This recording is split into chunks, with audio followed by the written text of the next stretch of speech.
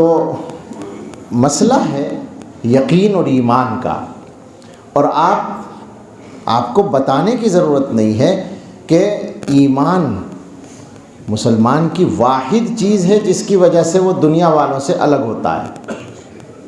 بھائی خدا نہ خواستہ ایک آدمی کے پاس ایمان نہ رہے تو اس میں اور دوسروں میں کیا فرق ہے بتائیں؟ کوئی بھی فرق نہیں ہے نا۔ وہ کپڑے پہنتے ہیں، آپ پہنتے ہیں تو وہ آپ سے اچھے کپڑے پہنتے ہیں، آپ کے پاس بلڈنگ ہے تو ان کے پاس آپ سے اچھی بلڈنگ ہے، آپ کاروبار کرتے ہیں تو ان کے پاس آپ سے اچھا کاروبار ہے، آپ قابل ہیں، آپ پڑھے لکھے ہیں تو آپ سے زیادہ وہ پڑھے لکھے ہیں۔ خدا نہ خواستہ ہمارا ایمان، اللہ نہ کرے کسی کا ایمان چھن جائے تو اس کے پاس بچتا کیا ہے؟ سوچنے کی بات یہ ہے۔ مسلمان کی سب سے قیمتی متاع ایمان ہے، اور اس ایمان کو چھیننے کے لیے، ختم کرنے کے لیے، مسلمانوں کا ایمان ڈگمگانے کے لیے کیا نہیں ہو رہا ہے اس زمانے میں اور ہر زمانے میں، یہ بھی آپ جانتے ہیں، اور اس کی وجہ بھی معلوم ہے۔ وجہ کیا ہے کہ اللہ تعالیٰ نے دنیا میں بھیجا تو ایک ساتھ میں اپنی حکمت کے تحت دشمن بھی بھیجا، وہ دشمن جس کا نام نہ لیں اور سمجھ جائیں، سمجھ گئے نا آپ؟ تو میں کہا کرتا ہوں کہ اچھی خاصی جان پہچان ہے ہماری اس سے، بلکہ ہمارے اچھے خاصے تعلقات ہیں، اس کی بہت سی باتیں مان کے چلتے ہیں ہم۔ کیا نام ہے اس کا؟ شیطان۔ نام میں نے نہیں لیا، آپ نے بتایا، اس کا مطلب ہم سب جانتے ہیں۔ اس کو بھیجا اللہ تعالیٰ نے، اور وہ وہیں یہ کہہ کر آیا تھا، چیلنج دے کر آیا تھا کہ آدم کی اولاد کو جہنم میں لے جانے کی کوشش کروں گا، ہر کوشش۔ قرآن میں اس کی تفصیلات ہیں، میں اس تفصیل میں ابھی نہیں جا رہا ہوں، جگہ جگہ قرآن نے بیان کیا ہے۔ آپ سوچیں ذرا، ایک مضمون بار بار کیوں آ رہا ہے قرآن میں؟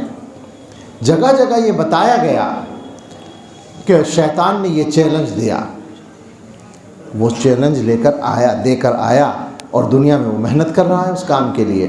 اس کا مشن یہی ہے، اصل یہ ہے کہ ایمان چلا جائے، اور اگر ایمان چھیننے میں کامیاب نہ ہو تو ایمان کو کمزور کر سکے، یہ اس کا مشن ہے۔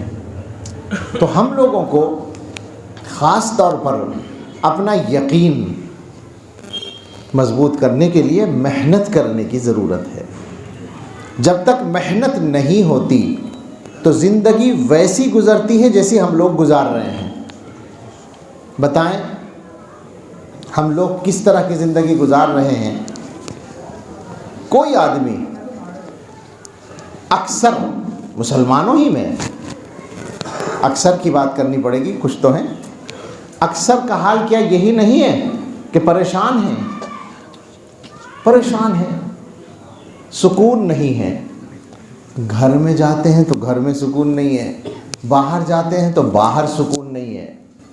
سوچیں ذرا، یعنی ہم وہ باتیں کر رہے ہیں جن کا تعلق دنیا کے معاملات سے ہے، خاص طور پر کیونکہ ہمیں سب سے پہلے تو یہیں کا سکون کی تلاش ہے کہ صاحب زندگی چین سے گزر جائے۔ لیکن آپ یقین کریں، چین سے زندگی حقیقت میں ان لوگوں کی گزرتی ہے جو آخرت کی فکر کو اصل رکھتے ہیں۔ جی چاہتا ہے وہ دعا یاد آ رہی ہے، اللہم اقسم لنا من خشیتک ما تحول بہ بیننا و بین معصیتک۔ اس پر مستقل میں نے بیان بھی کیا ہے، اور موقع ہوا تو کر لیں گے، لیکن میں اس کا ترجمہ کر کے ایک ٹکڑے پر بات کرنا چاہتا ہوں۔ حضور نے دعا کی ہے، اللہ ہمیں اپنا ایسا خوف عطا فرما دیجئے جو ہمارے اور آپ کی نافرمانی کے بیچ میں حائل ہو جائے۔ خوف کی کوئی ایسی بات ہو، ایسی طاقت ہو ہمارے دل کے اندر کہ ہم آپ کی نافرمانی کرنے کا ارادہ بھی کریں تو آپ کا وہ خوف ہمیں روک دے۔ وَمِن طَاعَتِكَ مَا تُبَلِّغُنَا بِهِ جَنَّتَكَ، اور اپنی ایسی طاعت فرما برداری عطا فرما دیجئے جس کی وجہ سے آپ ہمیں جنت میں پہنچا دیں۔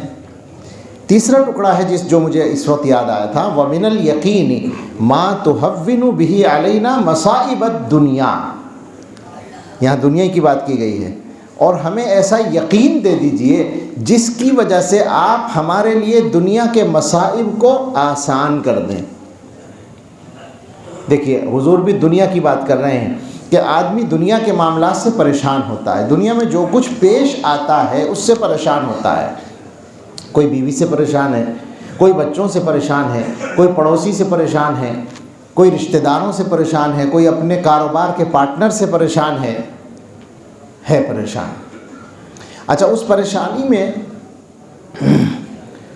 ہو سکتا ہے اگلے آدمی کی غلطی ہو، یہ ہو سکتا ہے، لیکن وہ بھی تو ایک مسلمان آدمی ہے، اس کی طرف سے سوچیں وہ غلطی کیوں کر رہا ہے، ایک یہ بھی تو بات ہے نا، خالی ہم ہی تھوڑی ہیں۔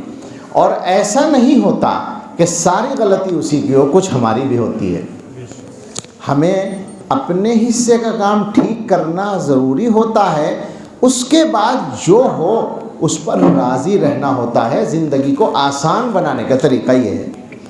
زندگی کیا ہے؟ کسی نے مثال دی کہ زندگی کی ایک گاڑی ہے جس کو آپ چلا رہے ہیں، اس کو بالکل سڑک پہ چلنے والی گاڑی سے سمجھیں۔ آپ کار چلا رہے ہیں تو آپ بتائیں سامنے سے جو گاڑیاں آ رہی ہیں، اگر ان میں سے کوئی ڈرائیور غلطی کر رہا ہے، وہ رانگ سائڈ آ رہا ہے، اور بالکل ایسا لگ رہا ہے کہ اگر آپ اپنی جگہ رہے تو ٹکر ہو جائے گی، تو آپ کیا کریں گے؟ کیا یہ کہیں گے کہ اس کی غلطی ہے، میں کیا کروں، میں تو ٹھیک چل رہا ہوں؟ بتائیے ایمانداری سے، کوئی کرے گا یہ کام؟ اس کی غلطی ہے مگر اس غلطی سے خود بچنے کی کوشش کرے گا۔ گاڑی اپنی ہم چلا رہے ہیں، وہ بالکل ٹھیک چلا رہے ہیں، ہم اپنی سائڈ پہ چل رہے ہیں، وہ رانگ سائڈ آ رہا ہے، غلطی اس کی ہے مگر اس کی غلطی کو نبھا رہے ہیں ہم، کیونکہ ہمیں معلوم ہے کہ اگر ہم نے یہ کام نہیں کیا تو نقصان صرف اس کا نہیں ہمارا بھی ہوگا۔ تو زندگی کے معاملات میں یہی اصول ہم کیوں نہیں اپناتے؟ بتائیے زندگی آسان ہو جائے گی یا نہیں ہو جائے گی؟ اچھا، یہ کیوں کرنا ہے؟ اس لیے کہ یقین ہمارا اصل سرمایہ ہے، اور یقین یہ ہے کہ جو ہوتا ہے اللہ کی طرف سے ہوتا ہے۔ میں نے اپنے حصے کا کام ٹھیک کیا، ادھر سے غلطی ہو رہی ہے، میری بس ابھی اللہ کی طرف سے ہے، ٹھیک ہے بھائی، جھیلیں گے، اس کو کریں گے۔ مولانا سلمان بجنوری آفیشیل کے یوٹیوب چینل کو سبسکرائب کریں اور بیل آئیکن پر کلک کریں۔